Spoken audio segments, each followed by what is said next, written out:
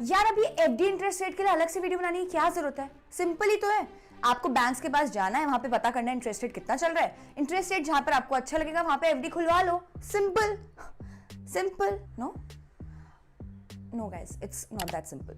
मान लो आपको एक बैंक 5 साल की एफडी के लिए 7% इंटरेस्ट रेट दे रहा है, वहीं पर आपको दूसरा बैंक 5 साल की एफडी के लिए 8.25% इफेक्टिव एनुअल यील्ड दे रहा है, तो आप कौन सा वाले बैंक को प्रेफर करोगे?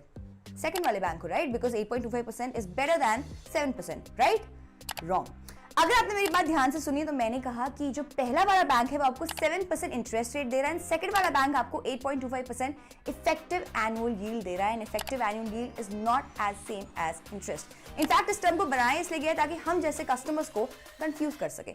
In fact 7% interest rate is better than 8.25% effective annual yield. Confuse हो गए ना? कोई बात नहीं, समझा देंगे। तो मान लेते हैं कि आपने 1 लाख की एफडी कराई है 5 साल के लिए with an interest rate of 7%, तो उसके हिसाब से आपको 1 लाख के ऊपर मिलेगा 41,478 रुपीज का इंटरेस्ट। तो आपने 5 साल में 1 लाख रुपए में कमाई है आपने 41,478 रुपीज का इंटरेस्ट, विच मीन्स कि आपने हर साल इंटरेस्ट कमाया है 8,295 रुपीज का।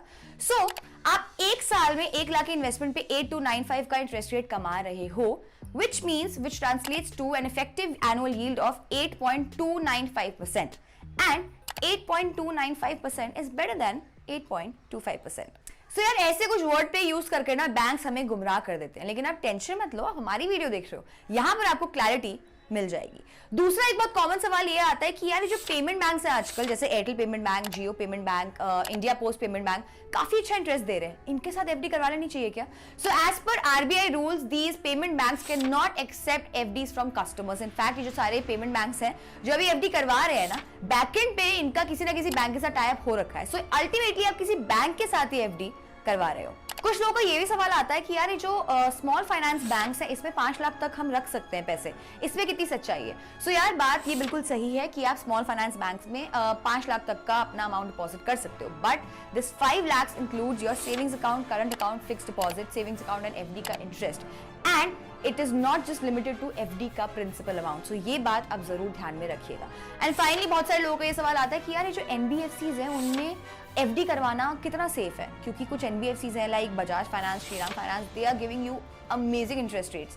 तो यार यहाँ पर आपको एक बात बता दूं कि अनलाइक बैंक्स, एनबीएफसी में 5 लाख तक वाला जो रूल है, वो जो गारंटी वाली चीज है वो नहीं होती है। सो अगर आपकी एनबीएफसी डूबी तो आपका जो पैसा है उसकी कोई गारंटी या कोई वारंटी नहीं है, and because of this relatively high risk आपको इंटरेस्ट रेट ज्यादा और अच्छे मिल जाता है।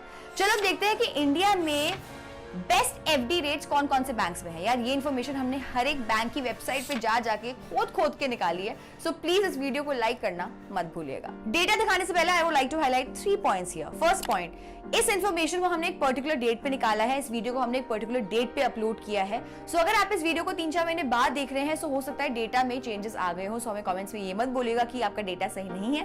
Please check the date while you're watching the video whenever you are. Second, 1 year, 2 year, 3 year वाला जो डेटा है बैंक्स का वो मैं आपको दिखाऊंगी, लेकिन आपको उससे पूरी पिक्चर क्लियर नहीं होगी, क्योंकि काफी सारे जो बैंक्स है ना एक पर्टिकुलर बकेट में अच्छा रेट देते हैं। फॉर एग्जांपल डीसीबी बैंक आपको 25 to 26 मंथ्स की बकेट में अच्छा रेट देता है।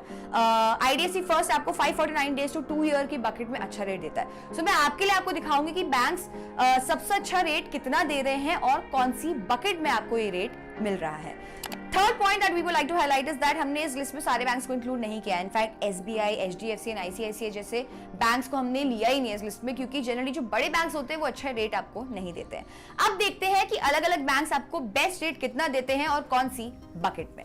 जैसे कि आप देख रहे हो maximum rate unity small finance में आपको मिल रहा है ऑफ 9%, एंड ये रेट आपको 1001 डेज की बकेट में मिल रहा है। सीनियर सिटीजन को यहाँ पे 0.50% का एक्स्ट्रा इंटरेस्ट मिल रहा है, तो दे कैन गेट 9.50%। बाकी सूर्योदय एंड फिनकेयर में आपको 8.6 के अराउंड इंटरेस्ट मिल जाएगा। सूर्योदय में 2 ईयर 2 डेज की बकेट में एंड फिनकेयर में 750 डेज वाली बकेट में मिल जाएगा। आप इस लिस्ट के सब बैंक्स के बेस्ट इंटरेस्ट रेट को आराम से देख सकते हो। आप यहाँ पे वीडियो पॉज करके स्क्रीनशॉट ले सकते हो एंड अपने फ्री टाइम में इस टेबल को अच्छे से एनालाइज कर सकते हो। अब देखते हैं कि 1 ईयर की बकेट में आपको मैक्सिमम कितना इंटरेस्ट रेट मिल रहा है। यार 1 ईयर की बकेट में आपको मैक्सिमम 8.50% का इंटरेस्ट मिल सकता है विद जना स्मॉल फाइनेंस बैंक। इसके बाद आपको उज्जीवन में 8.25% का इंटरेस्ट ऑफर मिल रहा है एंड इक्विटास में आपको 8.20 का इंटरेस्ट। यहाँ बड़े banks like Punjab national bank, bank of Baroda आपको अराउंड 6.7 से 6.8% का इंटरेस्ट ऑफर कर पा रहे हैं। सो काफी इसमें